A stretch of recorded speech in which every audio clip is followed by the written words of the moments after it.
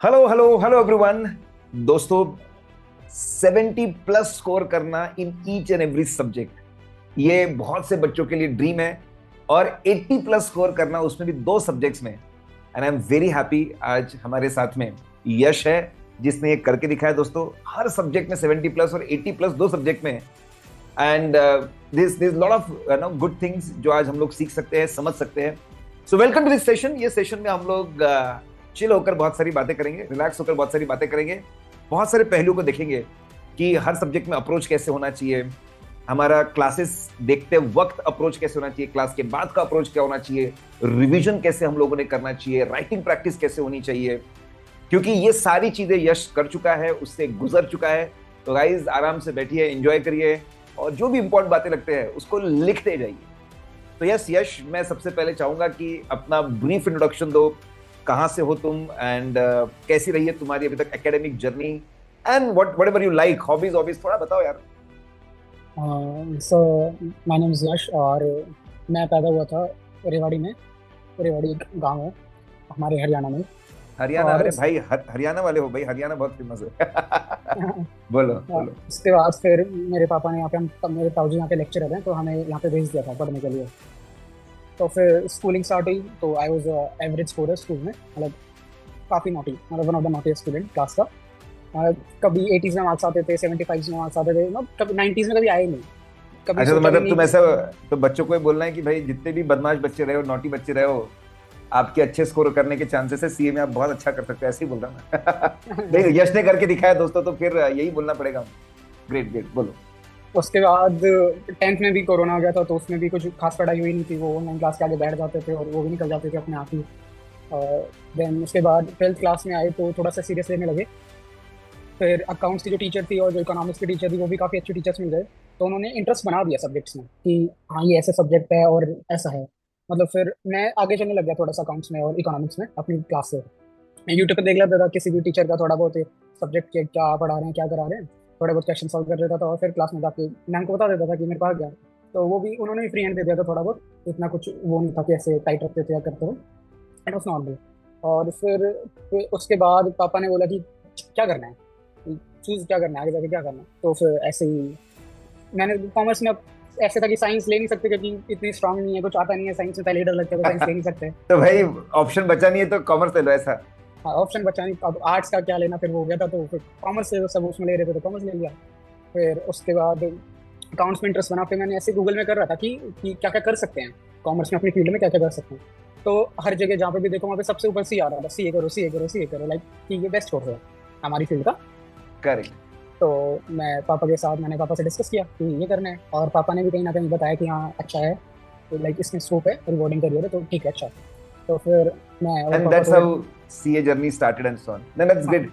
दोस्तों, मैं बताना चाहूंगा, definitely I am also indebted to my professors. मैं आपको बताऊं, आचलेरकर सर हमारे थे। यानी मैं कभी कभी बहुत अच्छे मेंटर और टीचर्स मिलने से लाइफ में एक नया डायरेक्शन मिल जाता है। ठीक है, जैसे यश भी बोल रहा है हमको। आई रिमेम्बर माई स्टोरी कि आचलेरकर सर हिंदी पढ़ाते थे हमको। हिंदी पढ़ाते थे, और हिंदी मेरा वीक सब्जेक्ट हुआ करता था, साइंस बहुत अच्छा था। और मेरे को याद है कि फेल कर दिया था मुझे उन्होंने।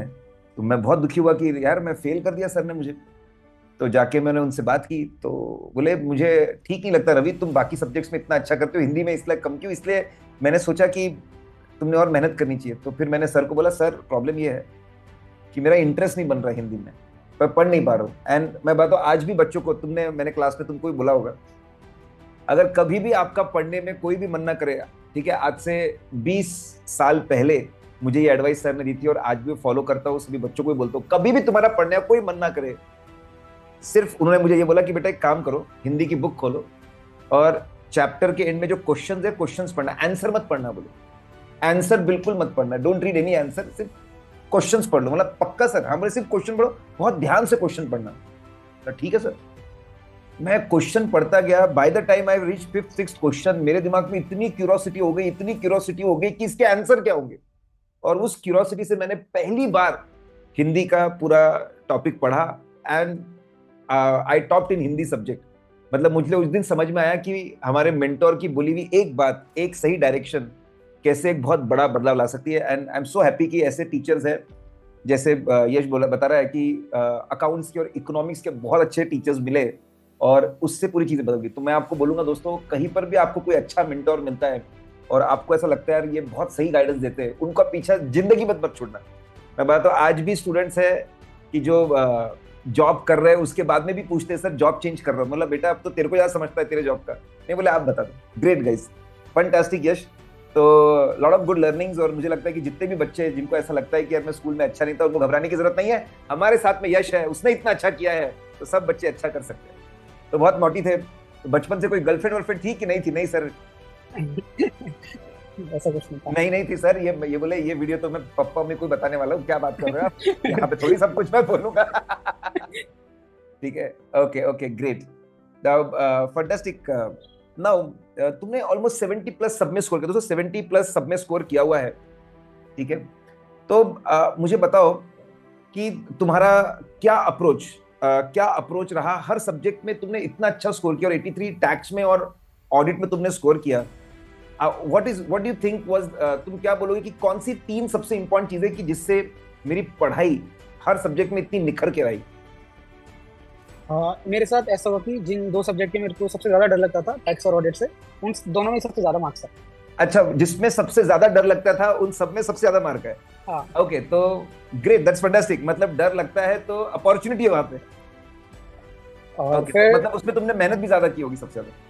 हाँ, वो डर लग रहा है तो मेहनत अपने आप हो ही रही है, कुछ कर नहीं सकते। हाँ। Great great great.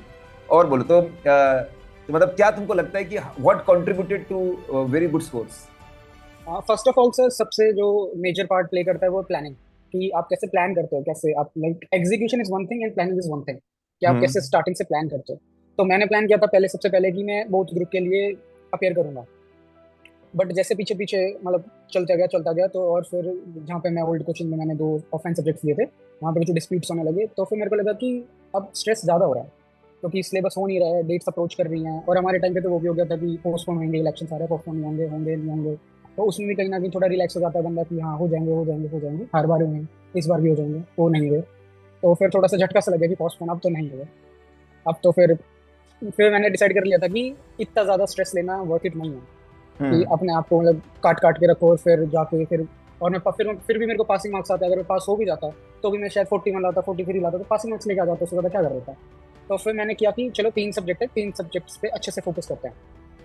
मेरे काफ़ी सारे दोस्त थे जो बोर्ड ग्रुप दे रहे थे, बोल भी रहे थे, क्योंकि मैंने क्लासेस भी थोड़ी बहुत पहले कंप्लीट कर ली थी, तो भी शुरू में बहुत ग्रुप का होता था। तो बट मैंने फिर डिसाइड किया एट द लास्ट की चलो 3 ग्रुप के लिए ट्राई करते हैं। तो मैं बता दूं सबको कि ऐसा हुआ था कि कोई पर्टिकुलर कोचिंग ज्वाइन की थी ऑफलाइन, लेकिन वहाँ पे चीज़ें नहीं जमी, प्रॉपर नहीं गई, और पूरा शेड्यूल बिगड़ गया, जो बोधुक का सोचा था पूरा बिगड़ गया, और उसके बाद में बहुत स्ट्रेस आ गया। तो दोस्तों ये भी है दोस्तों कि आपको समझना पड़ता है कि स्ट्रेस लेवल बहुत बढ़ रहा है क्या, और कभी कभी ये डिफिकल्ट डिसीजन लेना पड़ता है। मैं ये नहीं बोलूँगा कि सबको लेना पड़ता है और सबको लेना चाहिए, लेकिन बहुत ज़्यादा स्ट्रेस हो रहा है, पढ़ाई नहीं हो पा रही है, उसके अलग चैलेंजेस थे, यश के अलग चैलेंजेस थे। तो उसको पहले एक ग्रुप और फिर एक ग्रुप करके आगे बढ़ना पड़ा, लेकिन खास बात ये कि सबने 70 प्लस ऑलमोस्ट स्कोर किया हुआ है। Great great. तो प्लानिंग, तुम बोले थे कि प्लानिंग, तुम्हारी प्लानिंग में से क्या, जैसे तुम बोले प्लानिंग में से क्या खास बात थी कि व्हाट यू प्लान्ड? पहले से मैं सबसे पहले ऐसे करता था कि ऐसे लॉन्ग टर्म प्लान सेट कर देता था कि मेरे को 3 महीने में इतना करना है, कि 3 महीने में ये कंप्लीट करना है। उसके बाद में उसके अंदर छोटे छोटे प्लान्स और मॉडिफिकेशंस करता रहता था जैसे जैसे टाइम जाता रहता था। तो फर्स्ट में से जब मेरी क्लासेस कंप्लीट हो गई थी, और क्लासेस शुरू में तो क्या होता था कि जब बोथ ग्रुप करने थे तो दिन में 4 क्लास देखनी पड़ती थी, और सारी क्लास 3-3 घंटे की, मतलब सुबह 6:30 बजे से स्टार्ट करो और शाम के 6:30 बजे तक खत्म होती थी। बीच में थोड़ा बहुत ब्रेक ले लिया तो वही 8:30 के आसपास हो जाता था क्लासेस खत्म होने में, तो और उसमें मजा आता था। क्लासेस में जैसे यहाँ पर जितने भी, मैं बता दूं, यश ने पूरे ऑनलाइन क्लासेस किए थे, कंप्लीट ऑनलाइन क्लासेस थे, तो दिन में कितने घंटे क्लासेस देखते थे? अब सर मैं ऐसे ट्राई करता था कि मैं दिन में कम से कम 4 सब्जेक्ट टच करूं और 4 क्लासेस देखूं। तो 4 क्लासेस कोई 3 घंटे की होती थी, या कोई 2 घंटे, या 2 घंटे 50 मिनट की ऐसी कुछ होती थी। तो एवरेज शायद 2 घंटे 50 मिनट की क्लास होती थी, तो लगभग 11-12 घंटे क्लासेस होती थी। तो मैं ये जरूर बोलना चाहूंगा जितने बच्चे ऑनलाइन देख रहे हैं दोस्तों, आपको अगर जैसे यश, तो कम से कम मुझे लगता है 9 से 9 घंटे तो आपने टारगेट करना ही करना चाहिए। 12 घंटे तक यश जाता कि 9 घंटे आपको, ये बहुत जरूरी है, क्योंकि बहुत सारे बच्चे अपने नंबर ऑफ आवर्स बहुत ज्यादा रिलैक्स हो जाते हैं। बहुत ज्यादा रिलैक्स होना भी सही नहीं है दोस्तों, क्योंकि फिर आगे आपके कोर्स लेट खत्म होगा, आगे आपकी सेल्फ स्टडी कम होगी। आपको कम से कम 9 घंटे के क्लासेस तो देख लेने चाहिए। एंड अगर it can go up to 10 hours, 10 घंटे क्लास को आपने देखने ही देखने चाहिए। ग्रेट। और अब ये क्लासेस ना, तुम कैसे खुद को मतलब कैसे बहुत इन्वॉल्व रखते थे क्लासेस देखते वक्त, ऐसा क्या करते थे?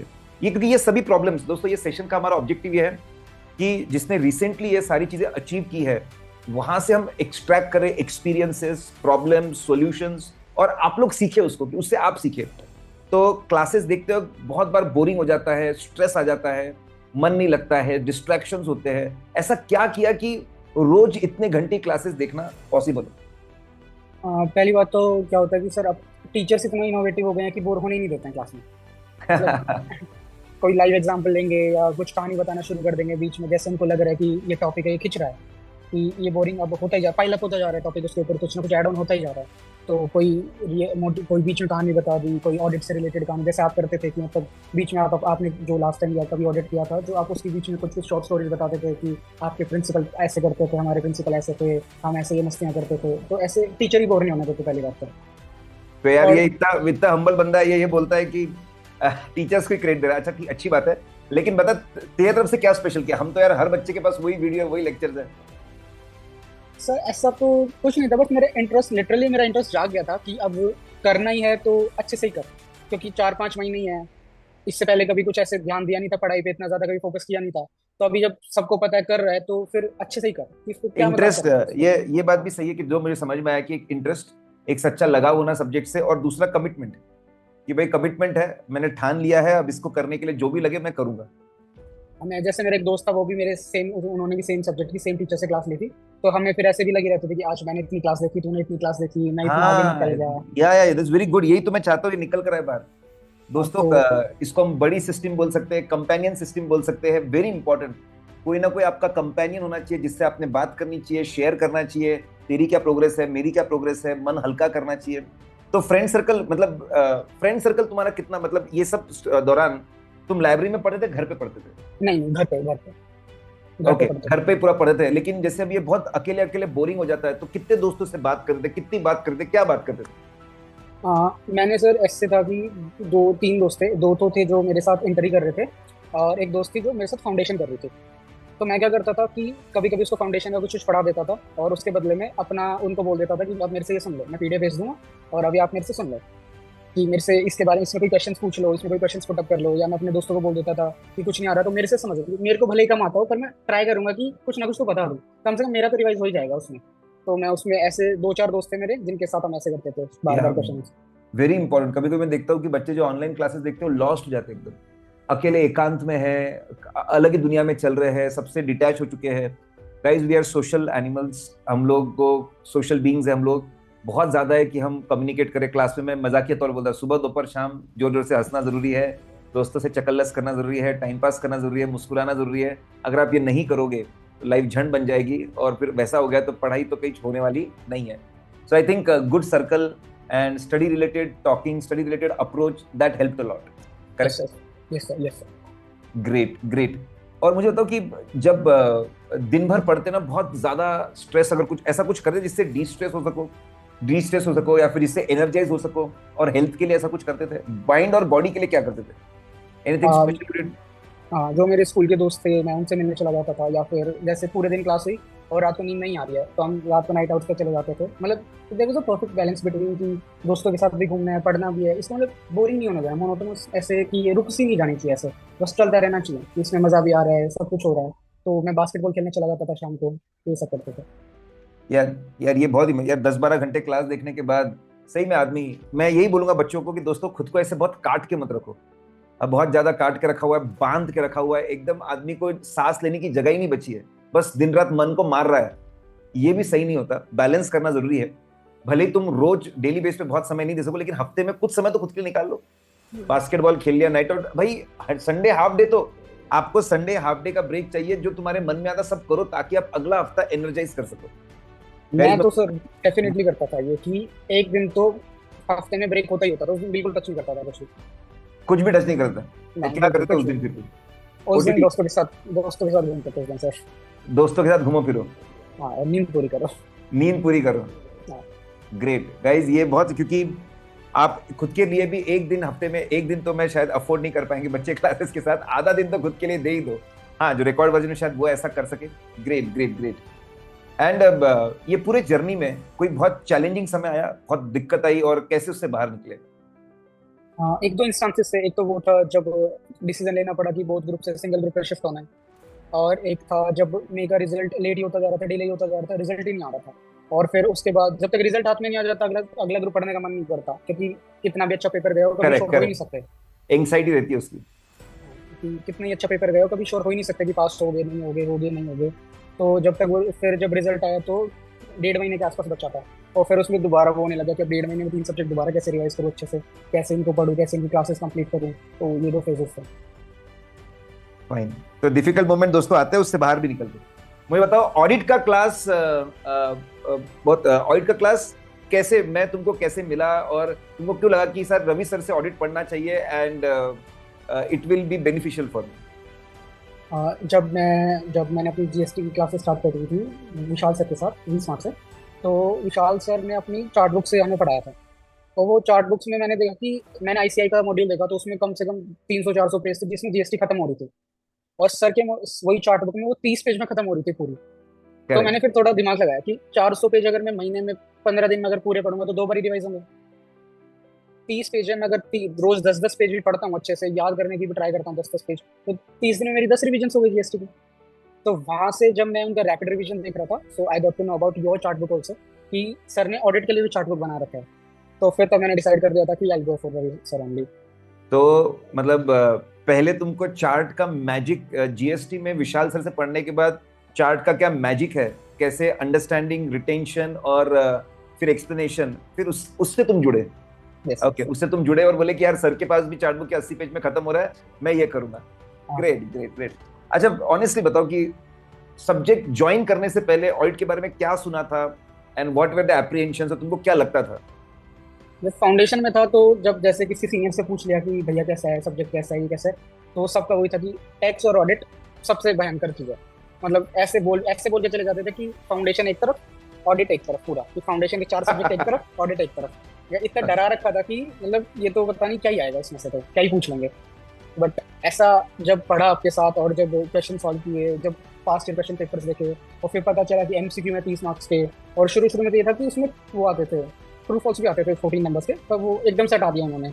एक बट उस, हाँ, तो फिर थोड़ा इजी हो गया था। Okay okay. और तुम बताओ कि मतलब एक बहुत बड़ी बात है, ये बहुत बच्चों के दिमाग में रहता है कि पूरा रट लो, मॉड्यूल रट लो, पूरा लैंग्वेज रट लो।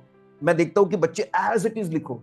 अच्छा, बच्चे ऐसा सोचते हैं एज इट इज लिखो, लेकिन मैं देखता हूं मेजोरिटी बच्चे इतने परेशान हो जाते हैं, रट रट के दिमाग खराब हो जाता है, 1 घंटे में भूल जाते हैं, कॉन्फिडेंस टूट जाता है, रिवीजन बहुत स्लो हो जाती है, आखिरी 1.5 दिन में रिवीजन नहीं होती है। तो तुमने 83 स्कोर किया है, तुम मुझे बताओ कि क्या तुमने मॉड्यूल की पूरी लैंग्वेज रटी थी, या फिर अपन ने भी टेक्स्ट दिया हुआ है मॉड्यूल से अपने बुक में भी, अपने दोस्तों, अपने हर बुक में कॉन्सेप्ट होता है, हर चार्ट के लिए कॉन्सेप्ट है, हर कॉन्सेप्ट के लिए चार्ट होता है और फिर टेक्स्ट होता है। तो वो टेक्स्ट रट लिया था, ऐसा कुछ हुआ था तुम्हारे साथ कि पूरा लैंग्वेज रट ली तुमने?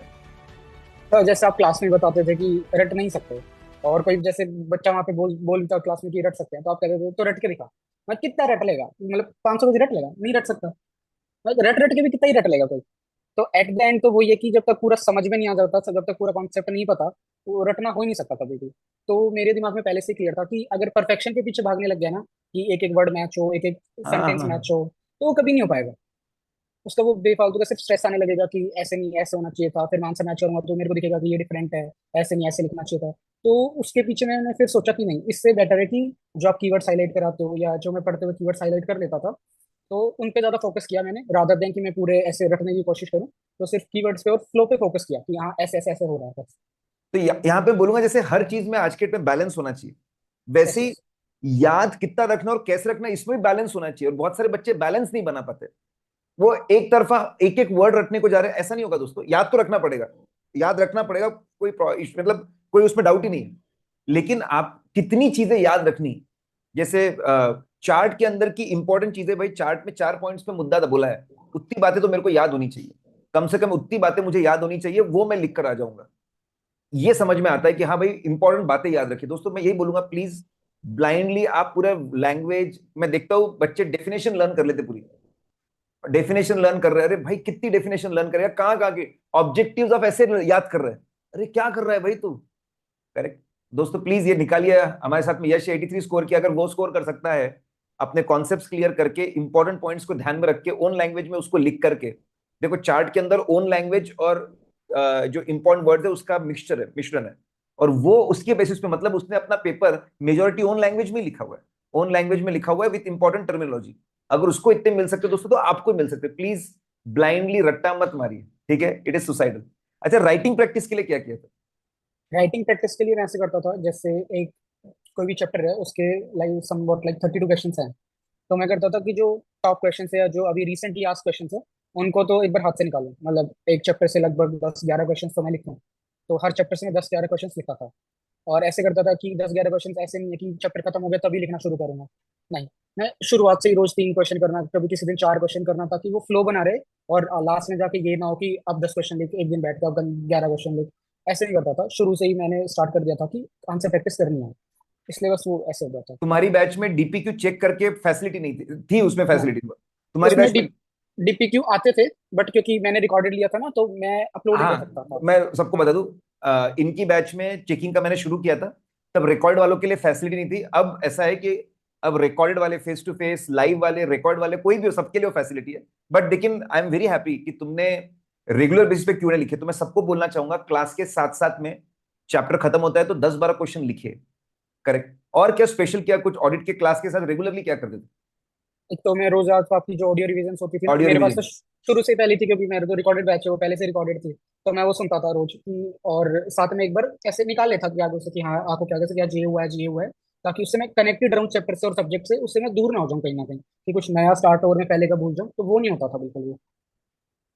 और मतलब जैसे जो चैप्टर्स खत्म हो गए पहले के, उसके लिए कुछ करते थे कि नहीं बस मैं मतलब ऐसे 2 दिन का रिवीजन, क्यूमुलेटिव रिवीजन कैसे करते थे? जैसे मैं बच्चों को बोलता हूँ कि करंट चैप्टर का क्यूमुलेटिव रिवीजन करो, और जो पहले चैप्टर्स हो चुके उसका ओवरव्यू करो, एटलीस्ट पन्ने तो पलटाओ। तो तुमने हाँ। ऐसा कुछ किया था? हाँ, मैं भी सर वो हेडिंग्स और जो मतलब जैसे मान लो कि फैक्टर्स हैं, फैक्टर्स के अंदर का नहीं पढ़ता था कैलकुलस, जो फैक्टर्स की हेडलाइंस है ना जो बोल्ड में है, सिर्फ वो पढ़ता था, कि ताकि बस ये पता रहे कि हाँ ये बात क्या हो रही है।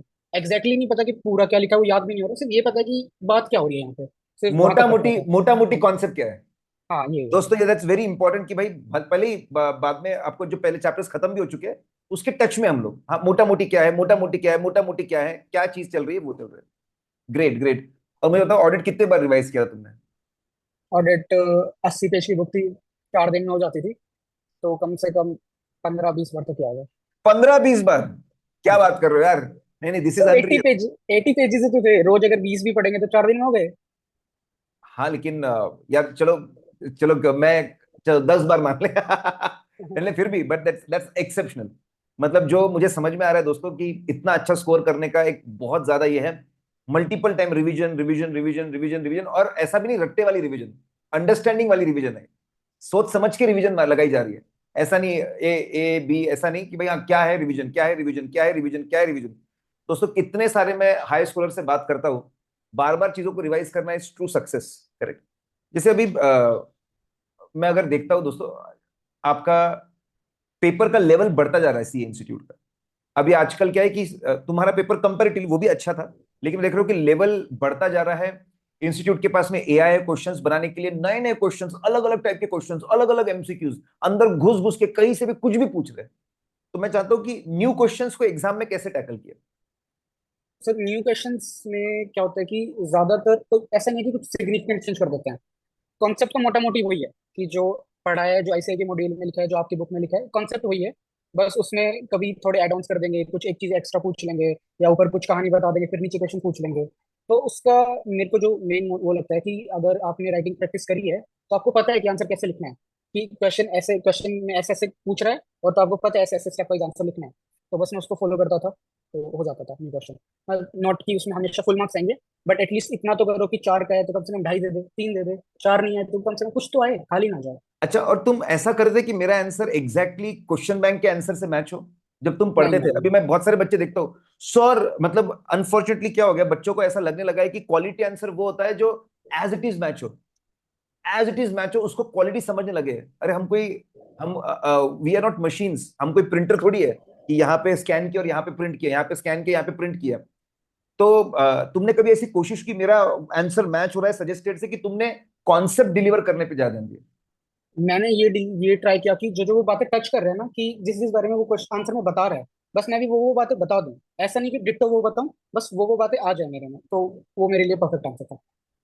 Okay okay great. 1.5 दिन में क्या क्या किया तुमने? 1.5 दिन में सर, 1.5 दिन में तो एक बार तो आपकी जो चार्ट बुक थी उसका ओवरव्यू लिया, और उसके बाद मैंने जो जो क्वेश्चन मार्क कर रखे थे, जो मेरे को लग रहे थे कि ये थोड़ा टिपिकल क्वेश्चन है, उसको देखा और आरटीपी को देखा था बस। पेपर सॉल्विंग में कोई खास स्ट्रेटेजी की, एमसीक्यू पहले डिस्क्रिप्टिव बाद में, उसमें कुछ ऐसा खास किया कि नहीं सर सिंपल था, तो कोई खास नहीं? नहीं, सिंपल 12th की तरह एमसीक्यू है, एमसीक्यू पहले किए और अपने कंटिन्यू कर दिया। एमसीक्यू सॉल्व करने में कितना समय लगा था? एमसीक्यू ज्यादा डिफिकल्ट नहीं थे, एमसीक्यू इजी थे। सो जब मैंने घर आके बनाया तो मेरे को लग रहा है एमसीक्यू में शायद मेरे 26 आए हैं 30 में से। एमसीक्यू लेवल का लेवल सही था, तो ऐसे डायरेक्ट हो रहे थे एमसीक्यू, तो उसमें कोई वो नहीं था कि कितना समय लिया होगा उसको सॉल्व करने में? 25 मिनट्स टू 30 मिनट्स के आसपास। लगभग आधा घंटा। दोस्तों मैं बोलूं, अगर किसी को थोड़ा ज्यादा समय भी लगता है एमसीक्यू में, दो, क्योंकि वहां पे जो स्कोरिंग होती है, वहां पे स्कोरिंग बहुत अच्छी होती है। लेकिन मैं ये बहुत मतलब it's a very important thing कि 83 में से अगर तुमको 26 एमसीक्यू में थे, करेक्ट, ठीक है, तो इसका मतलब 57 तुमने स्कोर किया। 57, 70 में से 57 स्कोर किया तुमने डिस्क्रिप्टिव में। That is amazing. वो बहुत ही बढ़िया है। तुमको मतलब लिखते वक्त मैं जानना चाहूंगा कि तुमने मतलब कोई पर्टिकुलर पैटर्न फॉलो किया, फ्लो फॉलो किया, कि ये ऐसे ही मैं लिखूं आंसर्स को? जैसे हम लॉ में करते थे वैसे ही मैंने सेम पैटर्न फॉलो किया, कि पहले मैं एसए का रेफरेंस दूंगा, उसके बाद जो एसए उस प्रोविजन पे बोल रहा है वो प्रोविजन लिखूंगा, फिर करेक्ट। केस केस क्या है, क्वेश्चन क्या है वो लिखूंगा, फिर उन दोनों को कोरिलेट करूंगा और देन अपना कंक्लूजन दूंगा। तो ये फॉर्मेट मैंने सब क्वेश्चन में फॉलो किया। मोटा मोटी मतलब चार थे, कि पहले रेफरेंसेस दिए, फिर वो ऐसे या जो भी सेक्शन है वो क्या बोलता है, केस का डिस्कशन, और फिर कंक्लूजन। कंक्लूजन। और तुमने ऐसे पैरा पॉइंट्स बनाए थे, पैराग्राफ्स बनाए थे, कि पूरा एक कंबाइंड ही लिखा था? नहीं नहीं, मैं ऐसे करता था, जैसे प्रोविजन के 4 लाइनें हो गई, फिर उसकी 4 लाइनें, एक एक लाइन को स्पेस देता था मैं चारों के बीच में। ओके, एक एक लाइन का स्पेस देते थे ताकि ऐसा समझ में आए कि एक फ्लो बना हुआ है। हाँ, थोड़ा पेज भी भरा हुआ लगे। Correct correct correct. और ऑडिट के अंदर अपने क्लासेस और नोट्स में सबसे खास क्या लगा कि इसमें बहुत मजा है? चार्ट बुक तो ऑब्वियसली मजा है, उसके अलावा क्या मजा है? उसके अलावा जब हम क्लासेस कर रहे थे तो आप साइड में समरी नहीं करवा देते थे, जैसे कि अमृत जो। पॉइंट्स बोलता था मैं, ये की पॉइंट अमृत हाँ। पॉइंट्स है। हाँ हाँ, हाँ। तो उन्होंने काफी ज्यादा हेल्प किया कि कॉन्सेप्ट रिटेन करने में, कि हाँ इसमें 5 बातें, इसमें 4 बातें हैं, ये सब करने में। और जो चार्ट की जो मैपिंग थी, कि जैसे आपने कैसे किया कि पहले पास्ट ईयर ही आएगा, फिर प्रेजेंट ईयर ही आएगा, फिर फ्यूचर ईयर ही आएगा, ताकि अगर हाँ, याद भी नहीं है तो भी याद रहे कि पहले पास्ट ही आता है, फिर प्रेजेंट ही आता है, फिर फ्यूचर ही आता फ्लो है। फ्लो याद हाँ, रखने के फ्लो। लिए हर जगह पे फ्लो क्रिएट कर रहे हैं। हाँ हाँ जैसे अब तुमको शायद हुआ कि लॉ सबसे इंपॉर्टेंट है, तो कहीं पर भी लॉ का हाँ, पॉइंट सबसे लॉ पहले लॉ आएगा। सबसे ऊपर है। लॉ का पॉइंट सबसे पहले आएगा, फिर बाद में, या हाँ फिर पहले पिछला साल आएगा, फिर start of the year, during the year, end of the year आएगा, हाँ या फिर ऑडिट के प्रोसेस का फ्लो पकड़ लेंगे। दोस्तों याद रखना, बच्चों को कभी कभी ऐसा लगता है सिर्फ निमोनिक्स होता है। निमोनिक्स नहीं दोस्तों, निमोनिक्स तो आखिरी नंबर लगाते हैं। पॉइंट्स की ग्रुपिंग करना, उसको एक फ्लो में लेके आना, ये बहुत खास बातें होती है। Great, that's wonderful. और लॉट ऑफ अभी ऑडिट के बारे में देखा, अभी बच्चों के आर्टिकलशिप के बहुत प्रॉब्लम चल रही, लेकिन I was very interested to know कि तुम्हारे पास में बहुत सारे ऑफर लेटर्स ऑलरेडी आ चुके हैं, तो उसके बारे में बताओ। हाँ। तो शुरू शुरू में क्या था कि मेरे को पता नहीं था कैसे अप्लाई करना है, क्योंकि घर में कोई भी सीए नहीं है, तो मतलब पूरी नॉन सीए बैकग्राउंड से हैं सब लोग। तो किसी ने पीडीएफ शेयर कर दी कि इस पीडीएफ में ये मेल्स हैं और इनको सेंड कर दो। तो मैंने ज़्यादा देखा नहीं, मैंने सारी कॉपी किए और सारे भेज दिए। फिर कहीं कहीं से ऑफर एक्सेप्टेंस आ रही है, मुंबई से आ रही है, बेंगलोर से आ रही है, कहीं कहीं से आ रही है। तो फिर मैंने अपनी रिसर्च को थोड़ा नैरो किया। फिर मैंने फोकस किया कि दिल्ली एनसीआर और गुड़गांव से ज़्यादा वो आए। तो उसके बाद क्योंकि बिग फोर की ओपनिंग्स आ नहीं रही थी सितंबर के बच्चों के लिए, तो फिर मैंने मीडियम लेवल्स में अप्लाई किया। तो आई अप्लाइड इन अबाउट 10 और 11 फॉर्म्स, एंड उसमें से 8 9 ने मेरा इंटरव्यू लिया। दो का पता नहीं क्या हुआ, तो 8 9 ने इंटरव्यू लिया and I cracked all of them. I got offer letters from them. तो भाई अच्छी बात है कि 8 9 फर्म से ऑलरेडी ऑफर लेकर बैठे। ठीक है, मैं बोलूंगा कि दिल्ली के बच्चे यश को कांटेक्ट करें, भाई कौन सी फर्म्स है, अगर आर्टिकलशिप नहीं मिल रही है तो हम भी ज्वाइन करें। Yes, that's wonderful. तुमने सभी सब्जेक्ट्स ओवरऑल स्ट्रेटेजी तुमने बताई, तुमने ऑडिट को लेकर स्ट्रेटेजी तुम्हारी बताई, कैसे मल्टीपल रिवीजन से तुमने बहुत अच्छा स्कोर किया वो तुमने बताया। क्या प्लान्स है अभी आगे, क्या प्लान है? Professional, want to go in practice, teaching, और जॉब में, बिजनेस में क्या करना चाहते हो? अभी तो थोड़े टाइम के लिए जॉब करना चाहता हूँ, मतलब आर्टिकलशिप के बाद, फाइनल क्लियर होने के बाद। उसके बाद I am thinking about going into practice. अच्छा, प्रैक्टिस के बारे में सोच रहे हो। Great great. Guys, lot of insights, बहुत सारे इंसाइट्स हमको मिले यश की तरफ से। और मैं यही बोलना चाहूंगा दैट बंदा लगा रहा, मल्टीपल रिविजन्स करता रहा करता रहा करता रहा करता रहा, and he gots beautiful fruits. 70+ marks है, 83 मार्क्स है, दैट्स अमेजिंग। तो जो आपके प्रोफेसर्स बोल रहे हैं, मेंटोर बोल रहे हैं, उसको सुनिए, उसको मानिए, उसको फॉलो करिए, लगातार करते जाइए, and everything will be fine. और हफ्ते में आधा एक दिन तो ब्रेक अपने लिए जरूर जरूर लीजिए। So guys, that was from our side. I hope you enjoyed the session. बहुत सारी इंपॉर्टेंट बातें आपने सीखी, उसको नोट किया, इसको इंप्लीमेंट करेंगे और बहुत आगे जाएंगे। ओके गाइज, आपके मन में और भी कोई सवाल है तो कमेंट्स में डालिए, and I will say that, मैं अगर मेरे लिए तो मैं जवाब दे दूंगा, अगर यश के लिए है तो यश उसके जवाब दे देगा। Thank okay Yash, thanks a lot, thank you very much. You so much.